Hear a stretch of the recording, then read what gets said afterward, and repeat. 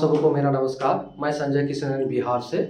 हम लोग कुछ दिनों पूर्व से ही टेंस पढ़ रहे हैं और टेंस के जो पहला भाग है प्रेजेंट टेंस, उसको हम लोगों ने पढ़ लिया है और पास्ट टेंस हम लोगों ने शुरू किया था और पास्ट टेंस में सिंपल पास्ट को भी हम लोगों ने जान लिया है।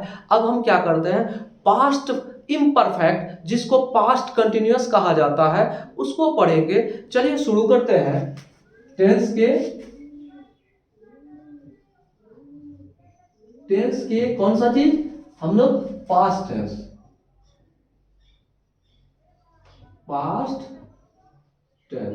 तो इसको भी हम लोगों ने जान लिया है पास्ट टेंस क्या होता है। और पास्ट टेंस के हम लोगों ने क्या किया है, सिंपल पास्ट यानी पास्ट इंडेफिनिट, और दूसरा क्या है पास्ट इंडेफिनिट जिसको हमने पढ़ लिया है। अब दूसरा हम लोग पढ़ेंगे पास्ट इम्परफेक्ट। क्या पढ़ेंगे, पास्ट इम्परफेक्ट। यहां लिख देते हैं, यहां से आगे हम लोग यहां इधर बढ़ते हैं।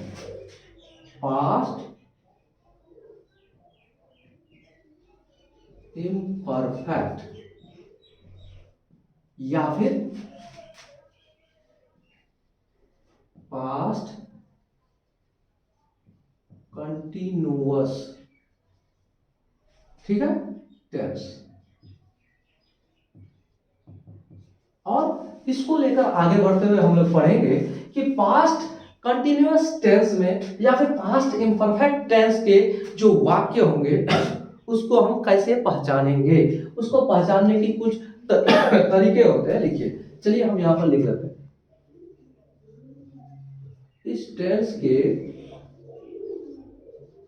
इस टेंस के वाक्यों की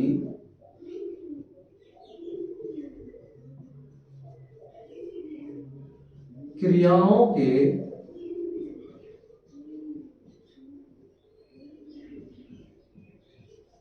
अंत में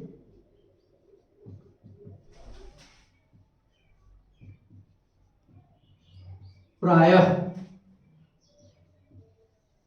रही थी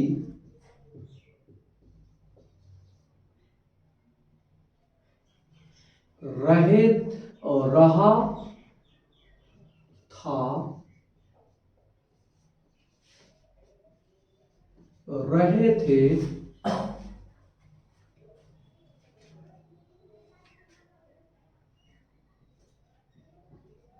इत्यादि लगे रहते हैं, ठीक है।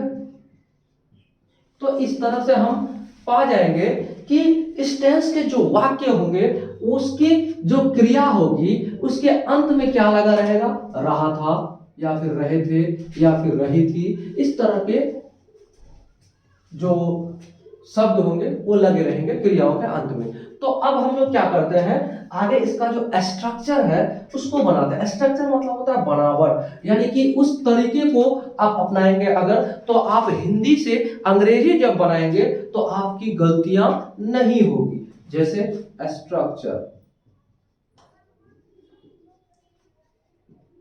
स्ट्रक्चर इसका होगा सब्जेक्ट प्लस एक्सिलरी वर्ब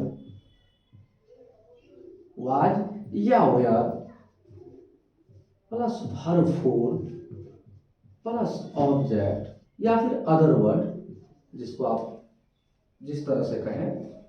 तो हम लोगों ने क्या किया, सब्जेक्ट, ये जो हमारा स्ट्रक्चर है इसको हमने लिख लिया कि इस आधार पर हम हिंदी वाक्यों को हिंदी से अंग्रेजी बनाएंगे।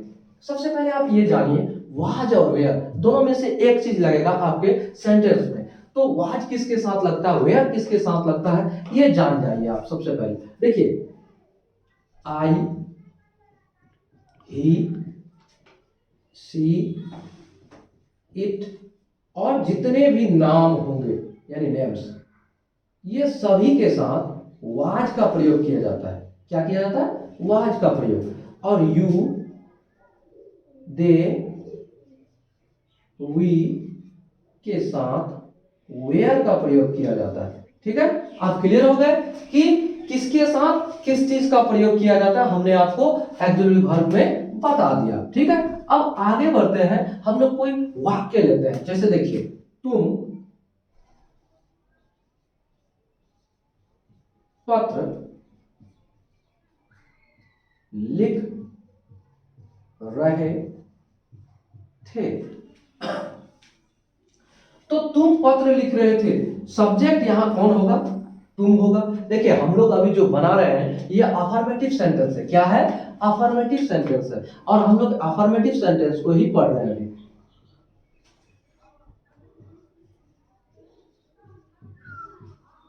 और हम आपको अफर्मेटिव से लेकर जितने सेंटेंसेस होंगे, मतलब जो आपके बनाने के लिए affirmative, negative, interrogative, interrogative negative, इस तरह के जितने हैं सब आपको बताएंगे। तुम पत्र लिख रहे थे, तो रहे थे आ गया, हम समझ गए कि इस टेंस का है। इस टेंस का स्ट्रक्चर हमारा ये है। तो सब्जेक्ट इसमें सबसे पहले यहां बोला जाता है। तो सब्जेक्ट इसमें कौन है? जो व्यक्ति किसी वाक्य में काम करे उसी को कर्ता कहा जाता है, वही हुआ आपका सब्जेक्ट। तो तुम यहां सब्जेक्ट है। तुम का अंग्रेजी होता है यू, और यू के साथ कौन सा ऑक्सिलरी वर्ब लगता है? देखिए, वेयर।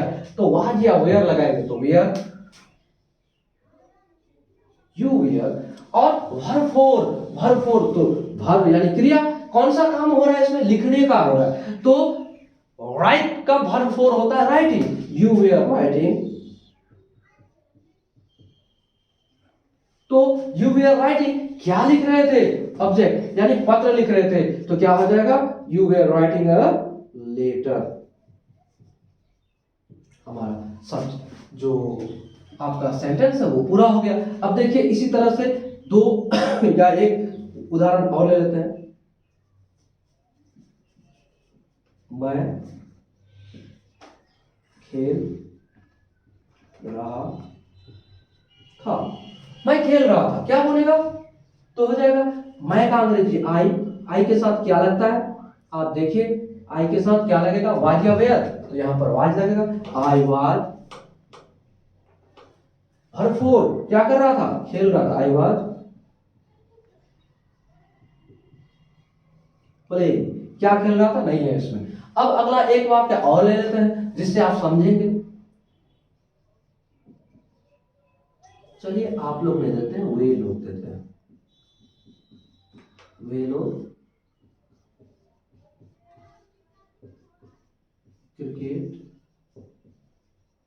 खेल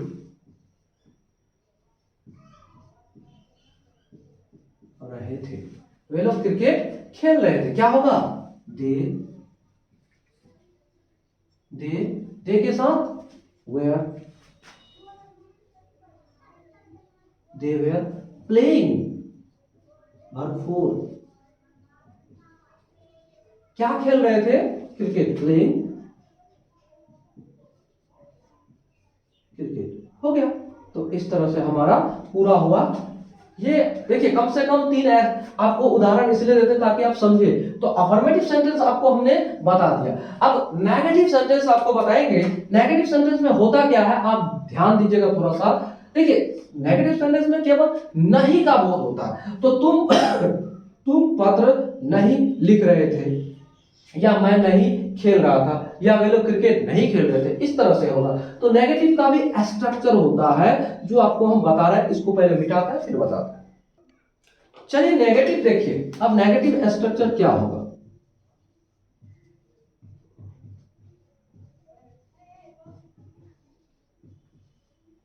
नेगेटिव सेंटेंस स्ट्रक्चर होगा subject plus auxiliary verb, was या were, plus not, plus verb four, plus object. ये आपका स्ट्रक्चर रहेगा। तो इससे जुड़ी हुई तीन वाक्य जरूर आपको बताएंगे हम। वे लोग बाजार नहीं जा रहे थे। तो देखिए, नहीं जा रहे थे नकारात्मक हो गया। तो वे लोग का अंग्रेजी होता है दे, दे के साथ लगता है वेयर, दे वेयर नॉट। जा रहे थे, verb 4 they were not going, कहां जा रहे थे, ऑब्जेक्ट, टू मार्केट, ये आपका बन गया। अगर हम कहें वे लोग नहीं पढ़ रहे थे या वह नहीं पढ़ रही थी, ऐसे लिख देते, वह नहीं पढ़ रही थी, तो क्या बनाएंगे आप, सी वाज नॉट, क्यों, सी के साथ या सब्जेक्ट सी के साथ वाज, देखिए वाज नॉट, यहां तक कर दिए, क्या कर रही थी, पढ़ रही थी, सी वाज नॉट रीडिंग, तो आपका ये भी बन गया। चलिए एक वाक्य और लेते हैं, सीता गाना नहीं गा रही थी, इसको बनाइए, क्या होगा, सीता वाज नॉट, क्यों होगा भाई, सीता के साथ नाम के साथ वाज नॉट, यहां तक आ गया, वर्ब 4 सिंगिंग, अब क्या गा रही थी, गाना, सिंगिंग अ सॉन्ग, हो गया। तो इस तरह से हमारा पूरा हुआ नेगेटिव सेंटेंसेस, ठीक है। अब हम लोग नेगेटिव के बाद आगे बढ़ेंगे, इंट्रोगेटिव पढ़ेंगे, चलिए मिटाकर देखते हैं। चलिए अब हम लोग शुरू करते हैं एस नो क्वेश्चन इंट्रोगेटिव, क्या करेंगे, yes no question interrogative, interrogative तो होगा लेकिन उसमें एस नो, जिसका जवाब आप हाँ या ना में दे सकते हैं, एस नो क्वेश्चन,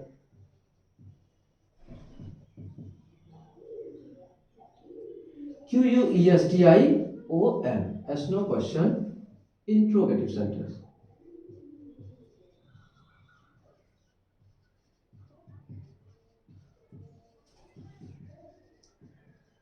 ठीक है। तो अब हम लोग क्या करेंगे, आगे बढ़ते हैं, इसका स्ट्रक्चर होगा yes no question interrogative sentence का, सबसे पहले एक्सिलरी वर्ब जो है वो सब्जेक्ट से पहले हो जाएंगे, क्या हो जाएंगे,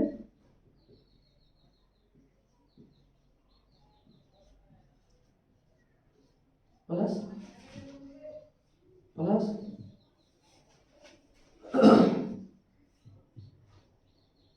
देखिए कुछ नहीं हुआ, केवल परिवर्तन हुआ है और यहाँ साइन ऑफ इंटरोगेशन आ गया, एक्सिलरी वर्ब सब्जेक्ट के जगह पर और सब्जेक्ट एक्सिलरी वर्ब के जगह पर चले गया है, ठीक है। अब यहाँ क्या करते हैं, देखिए, क्या क्या सीता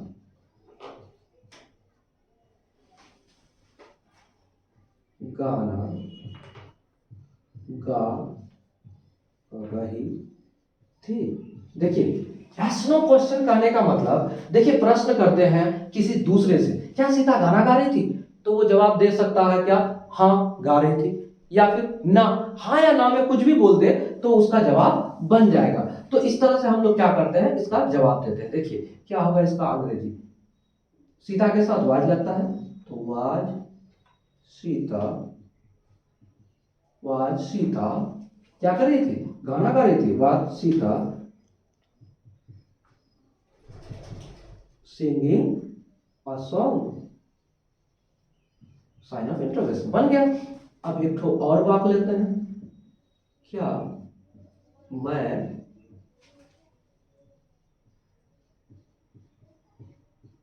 अंग्रेजी पढ़ा रहा था, क्या होगा, वाज आई टीचिंग इंग्लिश,